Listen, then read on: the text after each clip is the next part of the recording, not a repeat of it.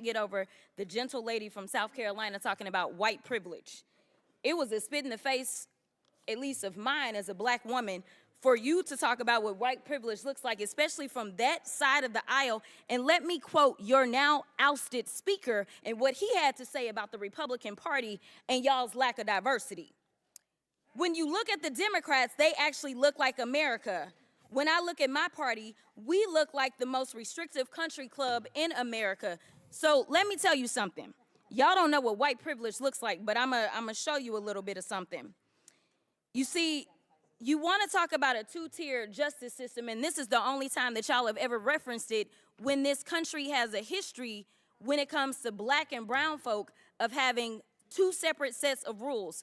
And right now what you want to do is have two separate sets of rules because Mr. Moskowitz offered y'all a fair situation. He said he would vote for Hunter to be held in contempt if y'all voted to hold all, even if you remove all of the members of Congress. There's still other people that y'all haven't decided that y'all have excuses for, but y'all don't want to hold them in contempt. But for some reason, it makes sense to hold Hunter Biden in contempt, who has tried to comply. And let me tell you why nobody wants to talk to y'all behind closed doors, because y'all lie. That's just the bottom line. You have done it thus far in this investigation. You have done it this far as it relates to this committee. In every single hearing, y'all spin, spin, spin. I don't know how y'all are still standing right now because you should be quite dizzy from all the spinning that you're constantly doing when it comes to spinning the truth. You talk about free and fair elections, but you back a guy who we know tried to steal the election. And this isn't about what Democrats have to say. Let me remind you, for those of you that don't know how the justice system works, it's not a matter of the president went in and indicted Trump, but we are talking about grand juries. Grand juries are comprised of American citizens, and the people that have entered pleas of guilty that will be flipping on your leader in a minute, they are Republicans. I do want to point that out. And half of them were Republicans that were handpicked by Donald Trump himself. So, to be clear, whatever happens to your little leader, it's going to be because of the actions that he took.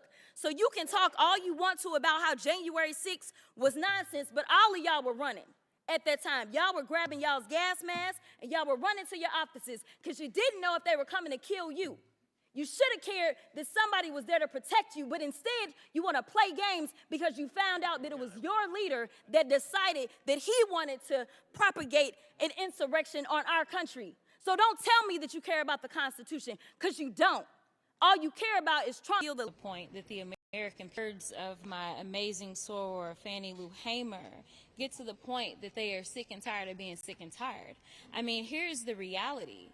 You're talking about an impeachment inquiry, and we know that Republicans could care less about facts. That is the reason that I said in the hearing in which we were going over whether or not they were going to find Hunter in contempt, I said the reason he would not want to testify behind closed doors is because all they do is lie. And I can tell you there is some lie that they are working on spinning coming up out of here. But let me tell you something. They have done nothing more than lie to the American people over and over and over, and they don't care. And it's because the American people, for whatever reason, are not sick and tired of being sick and tired. Because here's the deal. We have an impeachment that is now pending against Mayorkas, yet we still don't have the high crime nor the misdemeanor. They don't care about facts. They don't care about facts at all. We do. And maybe that's the problem with the Democrats right now. Because we do care about facts, because we thought that they mattered, but clearly they don't. All they want is a spectacle, and the spectacle right now is putting us in a sense of danger, not just in this country, but in this world. It is putting our allies in danger, because right now what they're doing is they're peddling Russian lies. Basically, the Republicans have become synonymous for Russians at this point. It is a disgrace, and I'm just imploring the people to become sick and tired of being sick and tired. Because let me tell you, if there was something that they could tie this president to, I would be the first one to be upset, because I am an American first. I was elected by my district to represent them as U.S. citizens. I wasn't here to do the peddling of any president. But at this point in time, just like the BS that we see going on with the other impeachment, there is nothing more than BS. And we know that you can't have something that is built on a house of cards. We know that there is no foundation. So the fact that we even showed up today, and we showed up early, and it wasn't to make sure that we could keep the lights in the government open. That's not why we showed up early. We showed up early because they wanted to take an opportunity to take punches at the president's son. And I am going to re-urge the American people to recognize, we're talking about his son. We're talking about someone who is an actual citizen, just a regular citizen. We're not talking about somebody who could not pass a background check, yet somehow ended up being appointed to his administration. That's not what we're talking about. We're talking about a son that was struggling, a son that lost his mom, a son that lost his brother, a son that lost his sister, a son that has had a father that has been in politics since he was 2 years old. This has been his life. He knows what he's doing. He knows what he can't do. I'm telling you that this is a waste of time, and we need to get back to this people's work. I am tired. The Republicans are going to lose the House, and y'all run this back for them when they do. They're going to lose the House because they have lost focus of what our job is, and our job is to take care of the American people, and that's the last thing that they've done. Ms. Crockett from Texas. Thank you so much. You know what? This hearing is actually the best example of what waste, fraud, and abuse looks like, because the only reason we're having this hearing is because somebody got their feelings hurt in a debate, and I don't understand why we're wasting taxpayer dollars. Next time, tell your big boy to show up and be ready to handle the woman in the room who hopefully will become the next president of the United States. Nevertheless, while we do have two amazing authors from Project 2025, which it seems like everybody got the memo, like, yes, I'm going to double down and say it's my thing, but I'm going to make sure I also say that it ain't our homeboys thing, because we know that it doesn't poll very well with the American people, because the American people are woke enough to recognize that there is nothing good in it for them. So with that being said, Ms. Perryman, I'm just curious, and this is yes or no. Is Trump's name ever mentioned in Project 2025? Yes or no? Just yes or no. I got you. Within the document itself, yes. There are a number of references to the former administration. So is Trump's name mentioned just one time? I believe it's mentioned more. Okay. 5 times. I haven't counted. Oh, okay. Well, if I told you that his name is mentioned approximately 312 times, would you have any reason to dispute that? I don't have any reason. Okay, thank you very much. So it's interesting that we want to try to pretend. We're not going to pretend in here. We're going to work with facts and not fiction. So I also want to talk about inflation really quickly with you, Ms. Perryman, because we've talked about it a lot. I'm just curious to know, is the inflation that we just struggled through, was that global or was that limited to the United States? Global. Global. Seemingly, it was attached to this thing called the global pandemic. Is that correct? That is my understanding. Oh, okay. So it wasn't just the United States. No. Okay, so it wasn't just a matter of the Biden-Harris administration and the United States is struggling, right? I think the United States actually fared better than the rest of the world. Oh, yeah. In fact, we are. Correct? I think so, yeah. All right, but inflation still hurts, and so that's why we have a candidate that has an actual plan instead of concepts of a plan. Or as I like to say, Trump only has offered concepts of constitutionality mixed with coordinations of a coup. But nevertheless, we're going to move on. I want to talk about the internet really quickly, because we wanted to talk about the internet. Actually, let me talk about the border real fast, and then we can talk about Texas in this way. I'd ask for unanimous consent to emit this article from The Hill that says, Trump says, blame it on me if border bill fails. Without objection, so ordered. Thank you so much. Now I'm going to move on to the internet, and I'm actually going to talk about Texas, because I believe that the testimony has been somewhere around the fact that no money has actually been disputed as it relates to rural broadband. I'd also ask for unanimous consent to admit this article from the USDA.gov. USDA officials attend groundbreaking to expand high-speed internet access in rural Texas, dated March 7th, 2024, Italy, Texas. Without objection, so ordered. Thank you so much. With respect, that was not the testimony. Oh, I thought you said no dollars had been spent. The largest single program. My question is, did you not say $42 billion. Okay. 0 houses have been connected. There are other federal programs, including Trump-era ones, that right now are turning dirt and connecting. Okay, so just to be clear, because I don't want the American people to be confused, because I was confused, because it almost seemed as if, considering the fact the name of this hearing is the failed policies, as if nothing had been done. But to clarify for those that are watching, you aren't saying that no dollars have been spent as it relates to rural broadband dollars under the Infrastructure Act, correct? To be clear, for the signature effort, $42 Yes or billion, no? Have any dollars been spent? not a $1. single person has been connected. There's That's not my question, though. My but they question have was, their own have sets any? of issues. Senator Ted Cruz from Okay, Texas I'm put out going to a move on. report I'm going to that move showed on. that I'm reclaiming my time at this point. many of these I'm bills, it's reclaiming my time, which means, $100,000 Chairman, I'm going to per ask you to location. stop my time because the witness is not. Are you asking him a question, or are you? No, I'm reclaiming not your asking time? him a question. I reclaim my time. All right. The chair recognizes Ms. Crockett. Okay, now I was at 41, y'all, so go back up. We'll give I you was 9 watching- more seconds. Okay, thank you so much. Here's the deal. You've testified a lot about the problem with the broadband rollout being diversity, equity, and inclusion. You said DEI, I don't know how many times, which is one of the issues that Project 2025 takes issue with. But it's interesting to me because I have another article from the Texas Tribune, and it actually specifically states that internet providers say they are simultaneously hopeful and skeptical about whether the incoming federal dollars will be enough to connect the most underserved Texans. Historically, other federal rural broadband funding programs have seen limited success because many companies who committed to providing broadband went into default after radically underestimating their cost. It doesn't say anything about diversity. And the final thing that I will say Do you is know why that those this costs have election, increased I didn't ask you a substantially? question. The final thing that I will say is that this election is the best example of why y'all are so afraid of diversity, equity, and inclusion, because then you can't have a simple-minded, underqualified white man somehow end up ascending. Instead, you've got to pay attention to the qualified black woman that is on the other side. And with that, I will yield. Gentlelady yields. Chair now recognizes Mr. Perry from. Did receive, we know that Trump got almost $6 million that we can account for, and we know that that's more, that there's more there from China specifically. We found almost $8 million total that he accepted from foreign governments while he was serving as the president of these United States. But we're concerned about the president's son who has not been involved in his administration.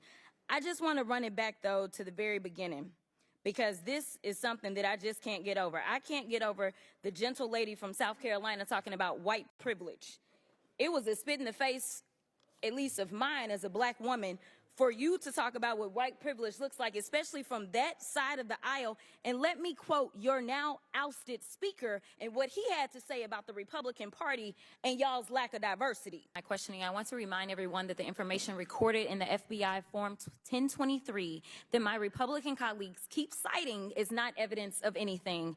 This form reflects years-old, secondhand, unverified information from a Ukrainian oligarch as relayed to the FBI by a confidential human source.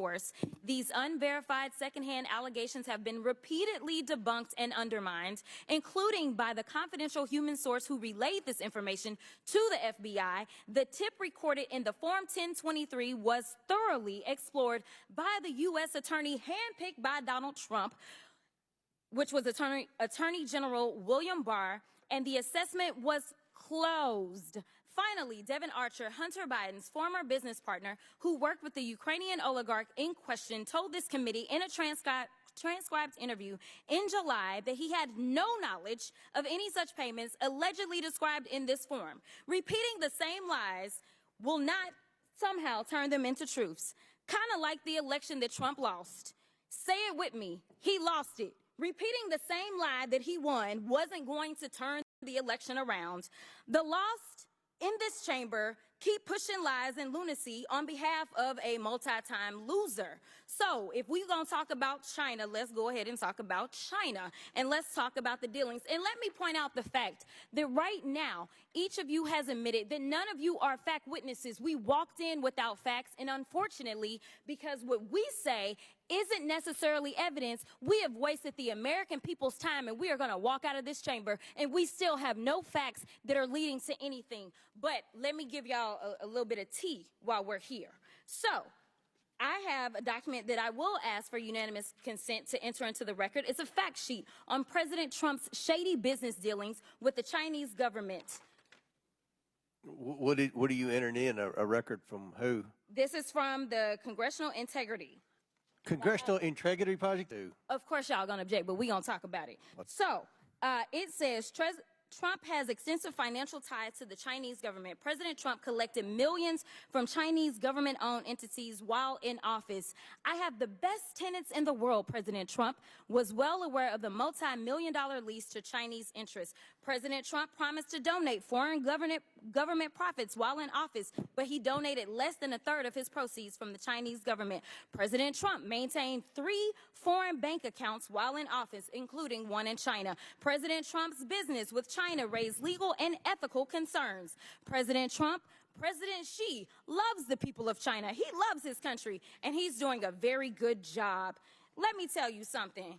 I don't want to talk about what y'all want to act like is some big mystery, because we keep sitting here, and Professor Gerhardt, just to be clear, as my colleagues have even tried to provide evidence, which they're not the ones to provide evidence, have you ever heard them say "if" since we've been sitting here for I don't know how long? Yes, I've been taking a tally. Oh, okay. Can you show us? Can you tell us what the tally is? More than 35 times, the Republican witnesses and Republican members of the committee have used the word "if." Thank you so much for that. Because honestly, if they would continue to say "if" or "Hunter" and we were playing a drinking game, I would be drunk by now.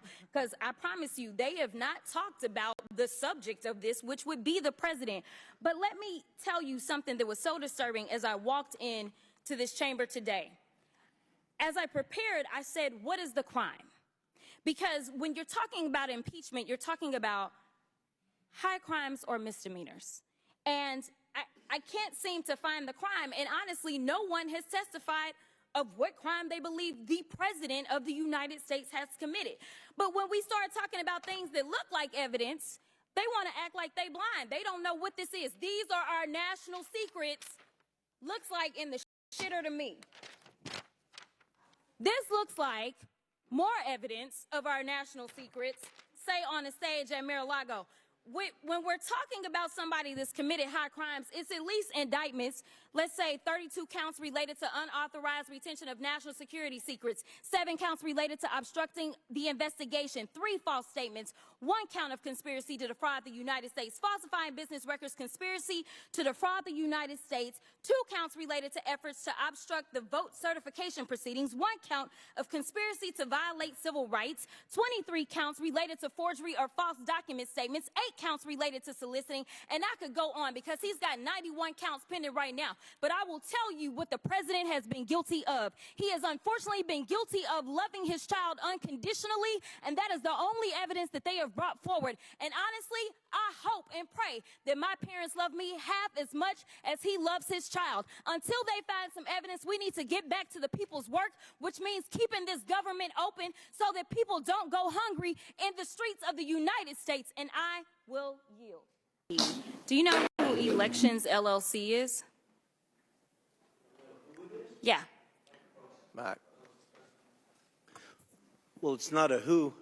Okay, well, do you know what it is? Yes, it's a LLC. Okay, and is it the LLC that your attorney works for? I believe so, yes. You believe so, okay.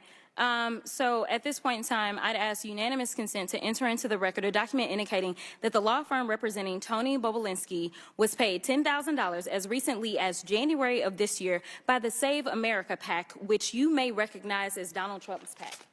Without objection. Thank you. Now, so far in this hearing, it has felt like the worst episode of The Apprentice. I'm sure you're familiar with that show. It seems like my colleagues and maybe you and some others are trying to become the next vice president of the United States of America. You're auditioning or something like that, because Mr. Bobulinski, I know that you take exception to the fact that your credibility has been called into question over and over, but when someone comes to testify under oath, whether it's before this committee, behind closed doors, or in person, then we have to evaluate someone's credibility. And sir, I definitely have always had issues with your credibility, as I know that you are very well aware of. So let me remind you of what happened behind closed doors. Well, you should ask Ro Khanna I about my credibility. haven't asked you a question, okay? You are? When I haven't. So when I okay, ask I'm you a sorry. question, that's when you answer. Otherwise, I'm talking. So, Excuse me? with my time, because it's my time, I want to be clear that when we were behind closed doors, you called a number of people liars. You called the Wall Street Journal liars. You called Cassidy Hutchinson a liar. You called the FBI a liar. You called Rob Walker a liar. You called James Gilliar a liar. You called Hunter Biden a liar. You called Jim Biden a liar. And just today, you added to your list, you called my colleague, Congressman Mr. Goldman, a liar as well. It seems like, according to you, the only person that's telling the truth is you, and everyone else is lying. But I want to move on to something else. Is that a question? It's or? not a question. Oh, okay. You'll know when I ask you a question, I promise. Thank you. So, the other thing that I want to talk about is the fact that my colleague from the other side of the aisle talked about the company that we keep. And she wanted to go through a list of people that she felt like were bad company, because right now the majority has been relying upon the testimony of someone who's currently sitting in federal prison. And we know that your company is the company of somebody who's been found liable of fraud, as well as defamation, as well as sexual assault, and for whatever reason can't pay his bills at this point in time. But I'm going to ask Mr. Parnas, so this is a question to him. Are you aware if Trump had any associates that have been found guilty of anything? Yes, lots of them. Lots of them. Me included. You included. Okay, so when you were called here to testify, you weren't called here to testify for any other reason than to tell the truth. Is that correct? Yes, Congresswoman. Now, we started this whole sham off because of the 1023, and that was debunked by you, was it not? Yes, Congresswoman. Way before we started this impeachment inquiry. And you mentioned a number of times this guy by the name of Rudy Giuliani. Yes. Now, you know, everybody is so stressed about the fact that Hunter ain't here today. But, you know, Hunter came and testified behind closed doors for over 6 hours. And every single one of them, they weren't limited to 5 minutes. They could ask whatever they wanted to. And there's a full transcript of his testimony. So I don't know what else they wanted to do besides the fact that they wanted to put on a show. But let me tell you something. This whole thing is based upon something that Giuliani came up with. Yes. And we tried to subpoena him, that's what I remember. If anybody else remember, we asked, we said, hey, we should subpoena Giuliani. But, you know, kind of like when we were trying to get his cell phone, they shut it down, right? Like, they don't want the facts. But you would agree with me that considering the fact that you were working under Rudy Giuliani at the time that you went over to Ukraine, that he has maybe some valuable information that he could offer this committee as to whether or not there's anything that we should be investigating in the first place. Absolutely, Congresswoman. I wish that this committee would subpoena Rudy Giuliani, put him under oath alongside me to get to the bottom of the truth of what actually happened in Ukraine and to the manipulation that Trump and Giuliani and the team went to do. I agree with you, but somehow it doesn't look like we're going to get there, and I thank you for your time. With that, I'll yield. Time's expired. Chair now Mike Breen, new pinch runner here, another freshman coming into the game, John. That's Jasmine Crockett. Jasmine Crockett is in at first base, her first ever appearance in a congressional baseball game as Senator Murphy steps in here. And will hit it to the left side, fielded at third base, the putouts to second, and the GOP gets it out. Morgan McGarvey fired. Thank you, Mr. Speaker. I rise today to oppose the removal of Congresswoman Omar from the Foreign Affairs Committee, and I begin by asking, what is the crime? You see, this is a question that many in this country have been asking over the last week. What is the crime? Now, many were referring to Tyree Nichols, but I'm asking this question as it relates to Congresswoman Omar. Was her so-called crime allegedly committing fraud in Brazil? Was her so-called crime allegedly breaking campaign finance laws during her election to Congress? Was her so-called crime stealing from a roommate? Was her so-called crime defrauding and outright lying to her constituents? No, none of the above. But these are crimes that my colleagues on the other side of the aisle have no qualm in countenancing when it is politically expedient. So I ask again, what is the crime? There are those that have been accused of and or under investigation for participating in attacking our very democracy here on January 6th. Is Ms. Crockett for 5 minutes. Okay, all right. So we love the Constitution today, and we also want to talk about foreign money coming in. Have y'all seen the report that was just produced where this chairman decided that he was going to block this committee from receiving additional information about y'all's guy, Trump, and all the money that he took? From what we did receive, we know that Trump got almost $6 million. As I prepared, I said, what is the crime? Because when you're talking about impeachment, you're talking about high crimes or misdemeanors. And I can't seem to find the crime. And honestly, no one has testified of what crime they believe the president of the United States has committed.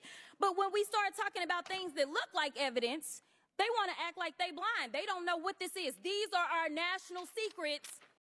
Looks like in the shitter to me. A number of us are actually lawyers, but nevertheless, we understand the Constitution. We believe in that as well.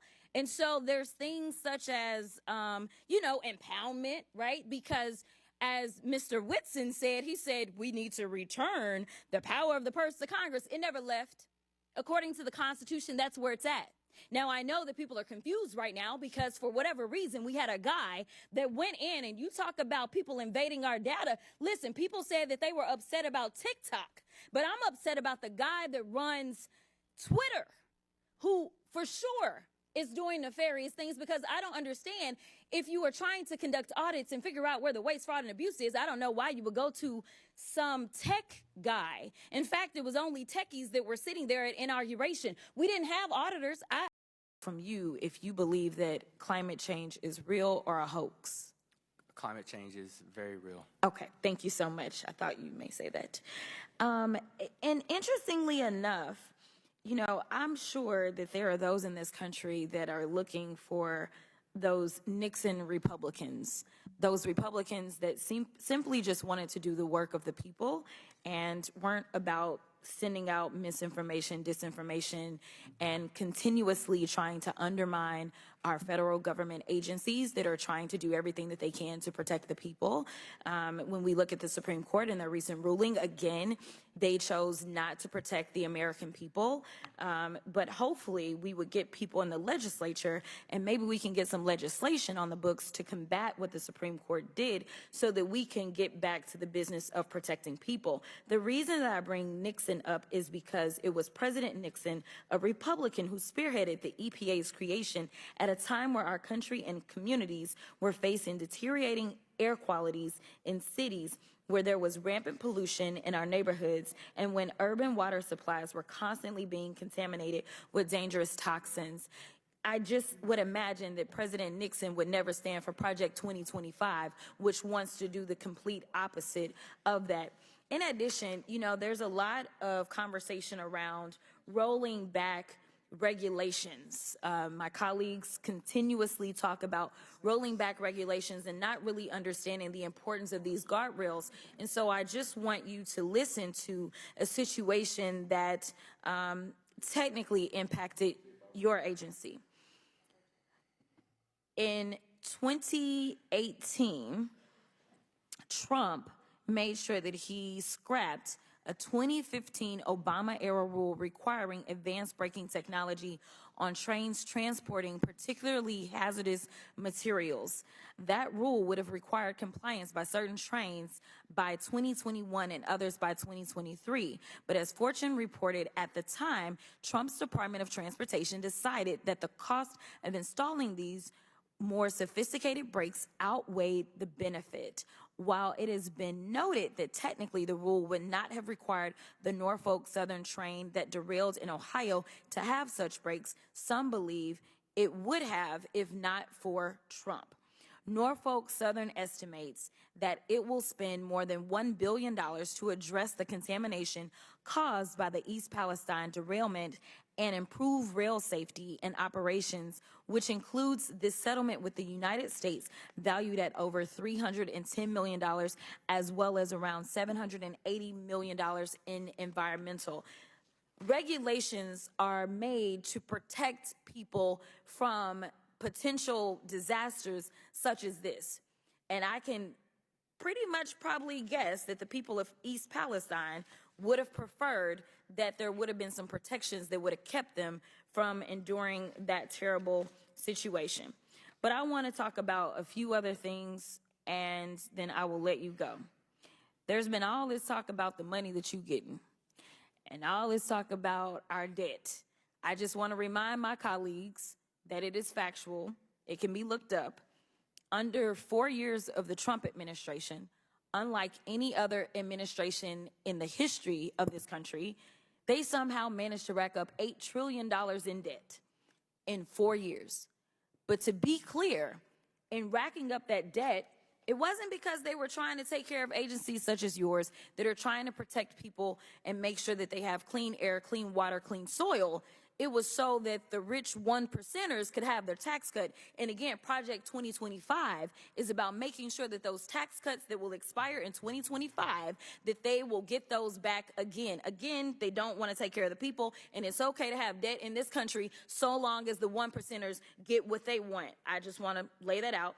Finally, when we look at where this money is going from this administration, Rep. Jordan's district got $500,000. The chair's district got about $1.6 million in EPA grants. Rep. Green's district got $500,000. Rep. Luna's district got $300,000. And Rep. Perry's district got $1 million.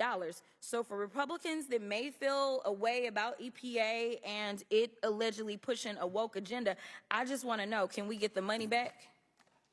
I'll yield. Chair now